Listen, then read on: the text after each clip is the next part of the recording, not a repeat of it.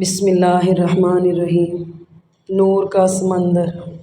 حضور نبی کریم صلی اللہ علیہ وآلہ وسلم نے ارشاد فرمایا کہ اللہ تعالیٰ نے ایک ایسا فرشتہ پیدا کیا ہے جس کا ایک پر مشرق میں دوسرا پر مغرب میں ہے، سر عرش کے نیچے، دونوں پاؤں ساتویں زمین کے نیچے ہیں، اور اللہ تعالیٰ کی مخلوق کے برابر اس کے پر ہیں۔ جب میری امت کا کوئی مرد یا عورت مجھ پر درود بھیجتا ہے تو اللہ تعالیٰ اس فرشتے کو عرش کے نیچے نور کے سمندر میں غوطہ لگانے کا حکم فرماتا ہے۔ وہ اس وقت غوطہ زن ہوتا ہے اور باہر نکل کر اپنے پروں کو جھاڑتا ہے تو ہر پر سے ایک ایک قطرہ گرتا ہے، اور اللہ تعالیٰ ہر قطرہ سے ایک فرشتہ پیدا فرماتا ہے جو اس بندے کے لیے قیامت تک دعائے مغفرت کرتا رہتا ہے۔ سبحان اللہ۔ حکیم لقمان کی عورتوں کو 5 نصیحت۔ نمبر 1، اگر تم چاہتی ہو کہ تمہاری نیک اولاد ہو، خاوند سے ہمیشہ رزق حلال کا تقاضا کرنا۔ نمبر 2، اگر تم چاہتی ہو تمہاری زندگی اچھی گزرے، ہمیشہ صدقہ کرتی رہنا۔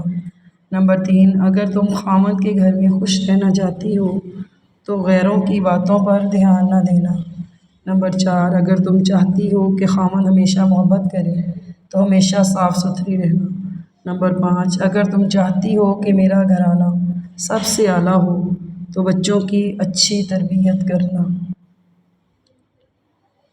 اگر میں ایسا کر لیتا تو ایسا ہو جاتا۔ رسول اللہ صلی اللہ علیہ وسلم کا ارشاد ہے، اگر تمہیں کوئی نقصان پہنچ جائے تو یہ نہ کہو اگر میں ایسا کر لیتا تو ایسا ہو جاتا، البتہ یہ کہو کہ اللہ تعالیٰ کی طرف سے تقدیر یوں ہی تھی اور انہوں نے جو چاہا کیا، کیونکہ اگر کا لفظ شیطان کے کام کا دروازہ کھول دیتا ہے۔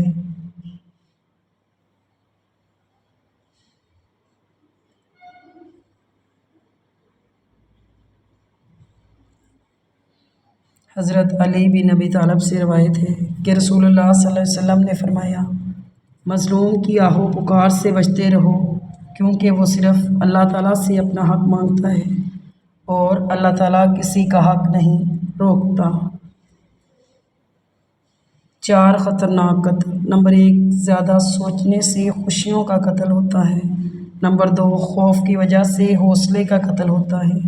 نمبر 3، جھوٹ بولنے سے اعتماد کا قتل ہوتا ہے۔ نمبر 4، شک کرنے سے رشتوں کا قتل ہوتا ہے۔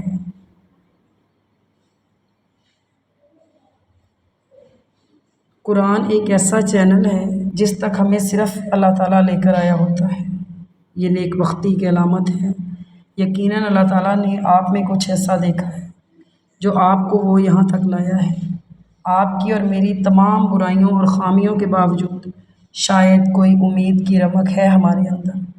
ہم کچھ عرصے بعد اللہ کو اپنے گناہوں سے ناراض کر دیتے ہیں، پھر بھی وہ ہمیں اگر واپس قرآن تک لایا ہے تو اس کا یہی مطلب ہے کہ وہ ہم سے مایوس نہیں ہے۔ ہمارے لیے امید ابھی تک زندہ ہے کہ ہم پلٹ آئیں گے۔